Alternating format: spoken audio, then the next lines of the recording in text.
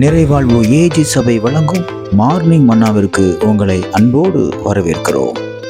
கர்த்தருடைய பரிசுத்த நாமம் மகிமைப்படுவதாக. இந்த நாளிலே உங்களை சந்திப்பதிலே மிகுந்த சந்தோஷம். எனக்கு அன்பான தேடு பிள்ளைகளே, இந்த நாளிலே அநேக யோசனைகள் உங்க இருதயத்துக்குள்ள ஓடிட்டு இருக்கலாம், அல்லது உங்க சிந்தனைக்குள்ள ஓடிட்டு இருக்கலாம், அல்லது உங்களுடைய கனவுல அநேக யோசனைகள் ஓடிக்கொண்டிருக்கலாம். இன்றைக்கு கர்த்தர் அதை பார்த்து சொல்கிறார், நீங்க என்னென்ன காரியங்களை எல்லாம் யோசித்துக் கொண்டிருக்கீங்களோ அதையெல்லாம் கர்த்தர் இன்றைக்கு நிறைவேற்றி கொடுக்க உண்மை உள்ளவராக இருக்கிறார். நான் அதற்காக ஒரு வசனத்தை வாசிக்கிறேன் பாருங்கள். நீதிமொழியின் புஸ்தகம் 16வது அதிகாரம் 3வது வசனம் இப்படியாக சொல்கிறது, உன் செய்கைகளை கர்த்தருக்கு ஒப்புவி, அப்பொழுது உன் யோசனைகள் உறுதிப்படும் என்று ஆண்டவர் சொல்லியிருக்கிறார். பாருங்க, உங்க யோசனைகள், நீங்க என்னென்ன காரியங்கள்லாம் யோசித்து கொண்டு, சில யோசனைகள் எப்படி இருக்கும் அப்படின்னா தடுமாற்றங்கள் இருக்கும். ஏன் நம்ம இப்படி யோசிக்கிறோம், நமக்கு ஏன் இப்படி நடக்குது, இப்படி ஆயிருமோ அப்படி ஆயிருமோன்னு சொல்லி நிறைய தடுமாற்றங்கள் சிந்தனையிலும் சரி இருதயத்திலும் சரி உங்களுக்குள்ள காணப்படும். ஆனா இன்னைக்கு கர்த்தர் சொல்றாரு, அந்த யோசனைகளை எல்லாம் நான் இன்றைக்கு உறுதிப்பட செய்வேன் என்று கர்த்தர் சொல்கிறார். விசுவாசிக்கிறீங்களா?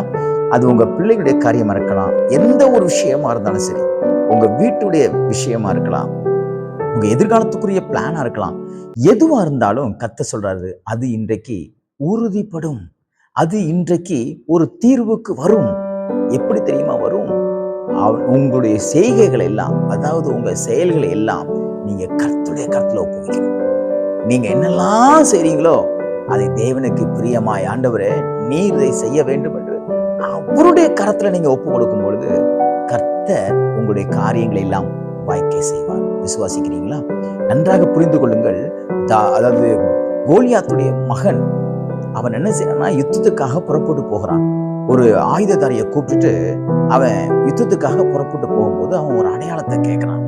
என்ன அடையாளம் ஆண்டவர்கிட்ட கேட்கிறான், ஆண்டவரே நான் இதை போய் ஜெயிப்பேனா ஜெயிக்க மாட்டேனா அப்படின்னு கேட்கிறான். அப்போ ஆண்டவர் சொல்றாரு, உன் காரியத்தை நான் இன்னைக்கு செய்து முடிப்பேன், அதுக்கு இந்த அடையாளம் இருக்கும்னு சொல்லி சில அடையாளத்தை அவனுக்கு சொல்லி விடுறாரு. அதே போல அந்த ஆயுதத்தாரியை கூப்பிட்டு அவன் மலை மேல ஏறி போயிட்டு இருக்கிறான். போயிட்டு இருக்கும்போது தேவன் என்ன அடையாளம் கொடுத்தாரோ அந்த அடையாளம் அவனுக்கு கிடைச்ச உடனே அவன் வாழ்க்கையில ஒரு பெரிய சாதனையை சாதிக்கிறான். இதே போல யோனத்தானுடைய வாழ்க்கையில தேவன் ஒரு அற்புதத்தை செய்ததுக்கு காரணம் என்ன தெரியுமா? யோனத்தான் தன்னுடைய செய்கைகளை கர்த்தருடைய கரத்துல ஒப்புவிச்சான்.